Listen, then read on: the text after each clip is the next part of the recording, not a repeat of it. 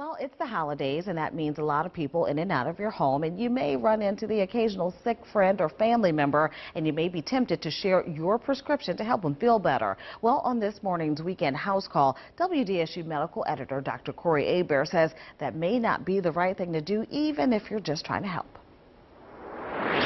It's the holiday time, and you have a lot of folks at your house, and someone gets sick.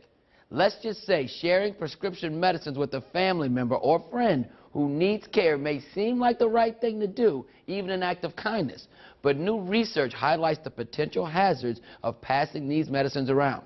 The American Public Health Association recently presented data that showed 25% of people who borrowed a medicine prescribed for someone else experienced some sort of side effect, while 77% of prescription borrowers said they bummed medicine rather than see a healthcare provider. And for many, it merely delayed the inevitable. And that's because most of them ended up going to the hospital anyway.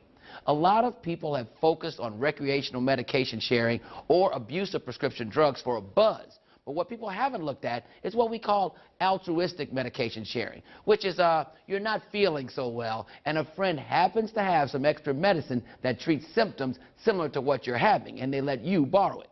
In another study, it was reported that 20% of U.S. teens say that they swap prescription drugs such as antibiotics and allergy medicines with friends. The new study corroborates the frequency of drug sharing in America, with 1 in 5 admitting to borrowing drugs.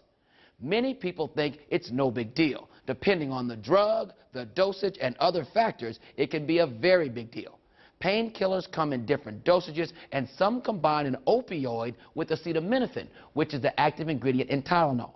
If the borrower is already taking over-the-counter Tylenol, he or she could be doubling the dose of acetaminophen, and that is extremely dangerous to the liver. But pain medications are not the sole cause of unintentional consequences. Sharing eye drops can result in the spread of infection, and giving out leftover antibiotics can result in unnecessary treatment or treatment with the wrong antibiotics. What if you're allergic to an antibiotic and the person giving you the medicine doesn't know that you're allergic to it? Not to mention, taking someone else's anti-anxiety or antidepressant medicine without proper warnings can cause unanticipated dizziness or sleepiness behind the wheel of a car. Look, I know that it's something that you do all the time, but listen to your favorite doctor. When it comes to prescription drugs, sharing is not caring. I'm Dr. Corey Hebert with your Weekend House Call.